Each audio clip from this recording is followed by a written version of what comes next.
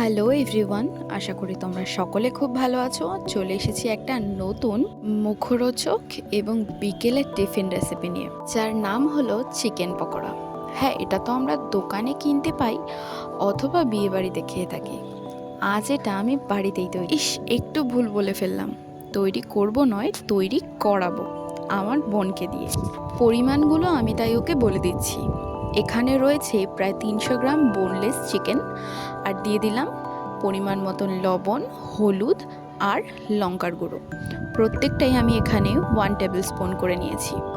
বোন এখানে একটা গোটা পেঁয়াজ গ্রেটারের সাহায্যে গ্রেট করে নিচ্ছে, আর আমি এখানে ওর সাথে একটু বাদরামো করছিলাম। একটা ডিম বার করে নিয়েছি, যেটা আমাদের চিকেন পকোড়ায় কাজে লাগবে, সেটাই ওর মাথায় ফাটানোর চেষ্টা করছিলাম আমি।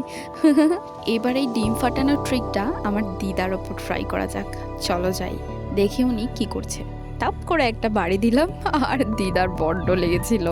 এসে দেখলাম বোনের পেঁয়াজ গ্রেট করা রেডি, আর তার মধ্যে বোন আদা রসুনের পেস্টও দিয়ে ফেলেছে। আর এগুলো দিয়ে একবারে খুব সুন্দর করে মেখে নিতে হবে।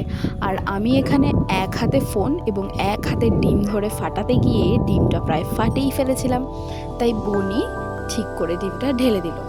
এবার ডিমটাকে দিয়ে পুরো মশলাপাতি দিয়ে ভালো করে মাখা ঝাঁকা করে প্রায়, চাইলে তোমরা রাখতেও পারো অথবা নাও রাখতে পারো।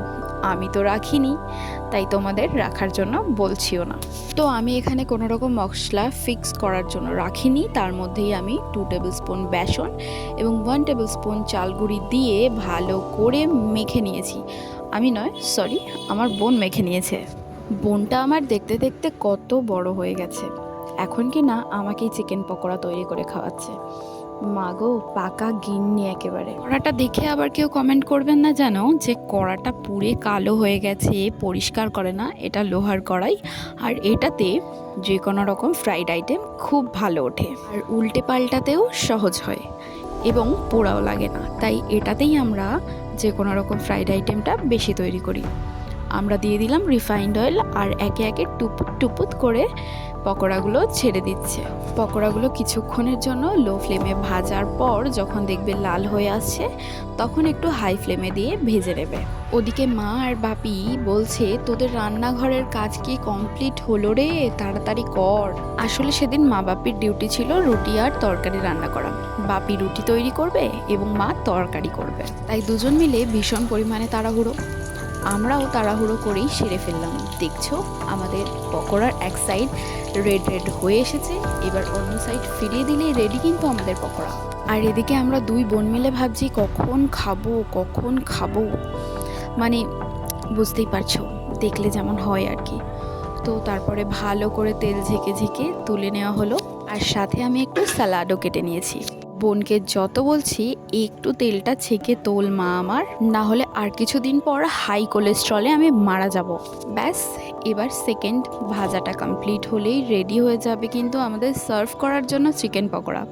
আর এখন দেখেছো, দেওয়ার পরেই কেমন গ্যাজা হয়ে গেছিলো, বোনের হাতে ছ্যাঁকা লেগেছিল।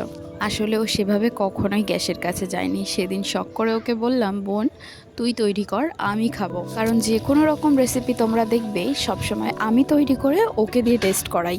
তাই আজকে ওকে দিয়ে তৈরি করিয়ে ওর কাছ থেকে রিভিউ নেব, সাথে মা বাপি তো আছেই, আর দিদা অবশ্যই রিভিউ দেবে। তোমরা দেখতে থাকো পুরো ভিডিওটা। ওর মুখটা দেখো, থাম্বনেল ক্লিক করার জন্য একদম রেডি।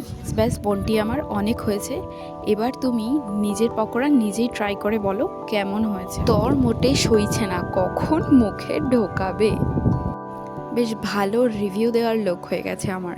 ভেঙে আবার পকোড়াটা ভেতর থেকে দেখা। ভিডিওটা করা হয়েছে কিন্তু প্রায় 2 সপ্তাহ আগে, আর ভিডিওটার ভয়েস দিতে গিয়ে আজকে আমার মুখে এখনও জল আসছে। ও পকোড়াটা এত অসাধারণ বানিয়েছিল যে কি বলবো।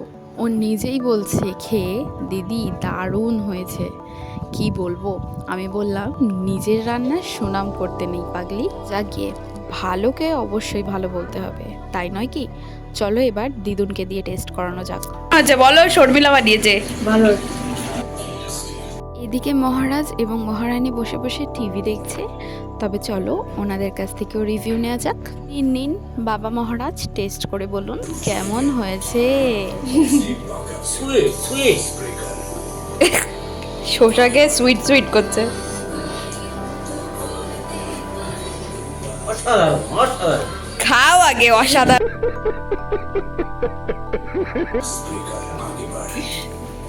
অসাধারণ তো। কেমন হয়েছে? ভালো ভালো। তুমি বলো কেমন হয়েছে?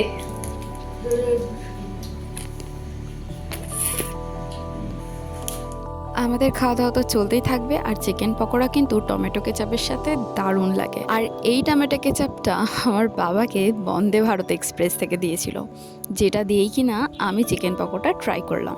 এটা খেতে দুর্দান্ত হয়েছিল। ভিডিওটা ভালো লাগলে লাইক কমেন্ট শেয়ার করে সাথে থেকো। ধন্যবাদ।